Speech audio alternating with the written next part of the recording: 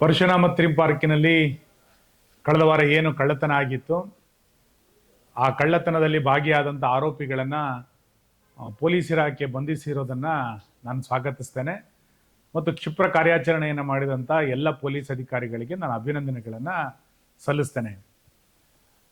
ಈ ರೀತಿ ಕಳ್ಳತನಗಳಾದಾಗ ಕಾಂಗ್ರೆಸ್ಸಿನ ನಾಯಕರು ನಡ್ಕೊಂಡಂಥ ರೀತಿ, ಹೇಳಿಕೆಗಳು ಇವೆಲ್ಲವೂ ಕೂಡ ಅತ್ಯಂತ ನಾಚಿಕೆಗೇಡಿನ ಸಂಗತಿ. ಇವತ್ತು ಆರೋಪಿಗಳು ಸಿಕ್ಕಿಬಿದ್ದ ನಂತರ ಕಾಂಗ್ರೆಸ್ ಇವತ್ತು ಯಾವ ರೀತಿ ಇದನ್ನು ಸಮರ್ಥನೆ ಮಾಡಿಕೊಳ್ಳುತ್ತೆ? ಕಾಂಗ್ರೆಸ್ಸಿನ ಬ್ರದರ್ಸ್ಗಳೇ ಈ ಆರೋಪಗಳಲ್ಲಿ ಕೇಳಿ ಬರ್ತಾ ಇರುವಂಥ ಸಂದರ್ಭದಲ್ಲಿ ಕಾಂಗ್ರೆಸ್ನ ನಿಲುವೇನಿವತ್ತು? ಒಟ್ಟಾರೆ ಈ ಥೀಮ್ ಪಾರ್ಕನ್ನು ಹಳ್ಳ ಹಿಡಿಸಬೇಕು ಅನ್ನುವ ಕಾರಣಕ್ಕೆ ಕಳೆದ 3 ವರ್ಷಗಳಿಂದ ಹಂತ ಹಂತವಾಗಿ ಕಾಂಗ್ರೆಸ್ ಕುತಂತ್ರಗಳನ್ನು ಮಾಡ್ತಾನೆ ಬಂದಿದೆ. ಅದರ ಪರಿಣಾಮವಾಗಿ ಇಡೀ ಪ್ರವಾಸೋದ್ಯಮ ಇವತ್ತು ಪಾಳು ಬಿದ್ದಿದೆ. ಒಂದು ಥೀಮ್ ಪಾರ್ಕಿನ ಅಥವಾ ಒಂದು ಸರ್ಕಾರಿ ಯೋಜನೆಯ ಕಟ್ಟಡಕ್ಕೆ ಆರೋಪಿಗಳು ಇಷ್ಟು ದೊಡ್ಡ ಪ್ರಮಾಣದಲ್ಲಿ ಬಂದು ಕಳ್ಳತನ ಮಾಡಲಿಕ್ಕೆ ಧೈರ್ಯ ಕೊಟ್ಟಿದ್ಯಾರು? ಕಾಂಗ್ರೆಸ್ ಸರ್ಕಾರ ಇದ್ದಿದ್ದೇ ಕಾರಣಕ್ಕೋಸ್ಕರನೇ ಇಷ್ಟೆಲ್ಲ ಧೈರ್ಯಗಳು ಆರೋಪಿಗಳಿಗೆ ಬರಲಿಕ್ಕೆ ಸಾಧ್ಯ ಆಯಿತು. ನಮ್ಮದೇ ಸರ್ಕಾರ ಇದೆ, ನಾವು ಏನು ಮಾಡಿದ್ರು ನಡೆಯುತ್ತೆ ಎನ್ನುವಂಥ ಮಾನಸಿಕತೆ ಇರುವಂಥ ವ್ಯಕ್ತಿಗಳೇ ಇವತ್ತು ಈ ಕಳ್ಳತನಗಳನ್ನು ಮಾಡಿದ್ರಿಂದ ಕಾಂಗ್ರೆಸ್ ಇದಕ್ಕೆ ಪರೋಕ್ಷವಾಗಿ ಇದನ್ನು ಎಲ್ಲ ಹಂತದಲ್ಲೂ ಕೂಡ ಬೆಂಬಲಿಸ್ಕೊಂಡು ಬಂದಿದ್ದ ಕಾರಣಕ್ಕೆ ಇವತ್ತು ಈ ರೀತಿಯಾದಂಥ ಕಳ್ಳತನ, ದನಗಳ್ಳತನ, ಹಟ್ಟಿಗೆ ಕಳ್ಳರು ನುಗ್ಗುವಂಥ ಪರಿಸ್ಥಿತಿ ಇವೆಲ್ಲವೂ ಕೂಡ ಯಾಕೆ ನಿರ್ಮಾಣ ಆಯಿತು ಅಂತ ಕೇಳಿದ್ರೆ ಕಾಂಗ್ರೆಸ್ಸಿನ ಪ್ರತ್ಯಕ್ಷ ಮತ್ತು ಪರೋಕ್ಷವಾದಂಥ ಬೆಂಬಲದ ಕಾರಣಕ್ಕೋಸ್ಕರ ಇವೆಲ್ಲವೂ ಕೂಡ ನಡೆದಿತ್ತು.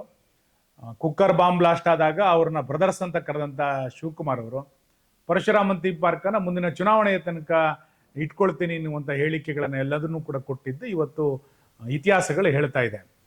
ಕಾಂಗ್ರೆಸ್ಗೆ ಇನ್ನಾದರೂ ಕೂಡ ನಾಚಿಕೆ ಆಗಬೇಕು ಅಂತ ನಾನು ಅನ್ಕೋತೇನೆ. ಸ್ಥಳೀಯ ಮುಖಂಡರಿಗಂತೂ ಯಾವ ನೈತಿಕತೆಯೂ ಉಳಿದಿಲ್ಲ. ಸಾರ್ವಜನಿಕ ಜೀವನದಲ್ಲಿ ಕೆಲಸ ಮಾಡುವಂಥ ಯಾವ ನೈತಿಕತೆಯೂ ಕೂಡ ಸ್ಥಳೀಯ ಕಾಂಗ್ರೆಸ್ಗರಿಗೆ ಉಳಿದಿಲ್ಲ. ಇನ್ನಾದರೂ ಸಾರ್ವಜನಿಕ ಜೀವನದಲ್ಲಿ ಘನತೆ ಗೌರವವನ್ನು ಇಟ್ಟುಕೊಂಡು ಕೆಲಸ ಮಾಡಬೇಕಾಗಿರುವಂಥದ್ದು ಕಾರ್ಕಳದ ಗೌರವವನ್ನು ಹೆಚ್ಚಿಸುತ್ತೆ. ನಿಮಗೆ ಗೌರವ ಇಲ್ಲಲೇ ಇರ್ಬೋದು, ಆದರೆ ಕಾರ್ಕಳಕ್ಕೆ ತನ್ನದೇ ಆದಂಥ ಒಂದು ಗೌರವ ಇದೆ.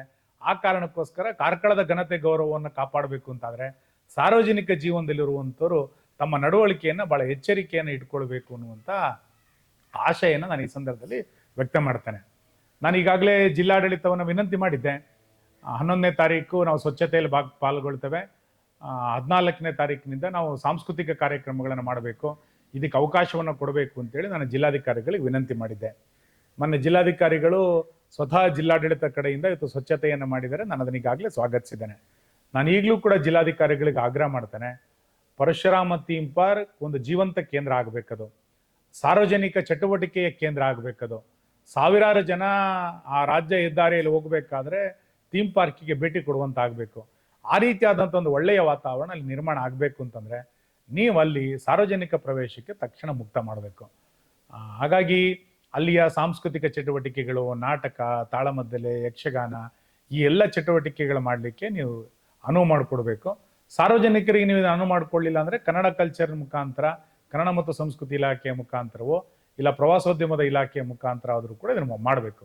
ಒಟ್ಟಾರೆ ಮುಂದಿನ ಕೆಲವೇ ದಿನಗಳಲ್ಲಿ ಅದು ಸಾರ್ವಜನಿಕ ಚಟುವಟಿಕೆಗೆ ತೆರೆದುಕೊಳ್ಬೇಕು. ಅದಕ್ಕೆ ನಾನು ಮತ್ತೆ ಒತ್ತಾಯ ಮಾಡ್ತೇನೆ, ಜಿಲ್ಲಾಡಳಿತ ಮರುಚಿಂತನೆಯನ್ನು ಮಾಡಿ ಅದನ್ನು ಸಾರ್ವಜನಿಕ ಮುಕ್ತ ಪ್ರವೇಶಕ್ಕೆ ಮಾಡಬೇಕು. ನ್ಯಾಯಾಲಯದ ಆದೇಶ ಅಲ್ಲಿ ಯಾರು ಹೋಗಬಾರ್ದು ಅನ್ನೋಂಥ ಆದೇಶ ನ್ಯಾಯಾಲಯದಲ್ಲಿ ಇಲ್ವೇ ಇಲ್ಲ. ಸುಮ್ಮನೆ ದಾರಿ ತಪ್ಪಿಸುವಂಥ ಪ್ರಯತ್ನಗಳನ್ನು ಮಾಡೋದೇ ಬೇಡ. ಇದನ್ನು ತಕ್ಷಣ ಜಿಲ್ಲಾಡಳಿತ ಮಾಡಬೇಕು ಅನ್ನೋಂಥ ಆಗ್ರಹ ನಾನು ಮಾಡ್ತಾ, ಕೊನೆಯದು 3 ವರ್ಷದ ಕೆಳಗೂ ನಾನು ಹೇಳಿದ್ದೆ, ಈಗಲೂ ಮತ್ತೆ ನೆನಪು ಮಾಡ್ತೇನೆ, ನಮ್ಮ ಬೇಡಿಕೆಯಲ್ಲಿ ವ್ಯತ್ಯಾಸ ಇಲ್ಲ. ನಮ್ಮ ಬೇಡಿಕೆ ಇದ್ದಿದ್ದು ಅವತ್ತು ಒಂದೇ, ಇವತ್ತು ಒಂದೇ. ಬಿಡುಗಡೆಗೊಂಡಂಥ ಹಣವನ್ನು ತಕ್ಷಣ ಸರ್ಕಾರ ಬಿಡುಗಡೆ ಮಾಡಬೇಕು, ಕಾಮಗಾರಿಯನ್ನು ಪೂರ್ತಿಗೊಳಿಸಬೇಕು, ಪ್ರವಾಸೋದ್ಯಮಕ್ಕೆ ಅದು ತೆರೆದುಕೊಳ್ಬೇಕು, ಸಾರ್ವಜನಿಕ ಚಟುವಟಿಕೆಗಳಲ್ಲಿ ಆರಂಭ ಆಗಬೇಕು. ಈ ಬೇಡಿಕೆಯನ್ನು ಅವತ್ತಿಂದನೂ ಕೂಡ ಹೇಳ್ತಾ ಇದ್ವಿ, ಇವತ್ತು ಕೂಡ ನಾವು ಹೇಳ್ತಾ ಇದ್ವಿ.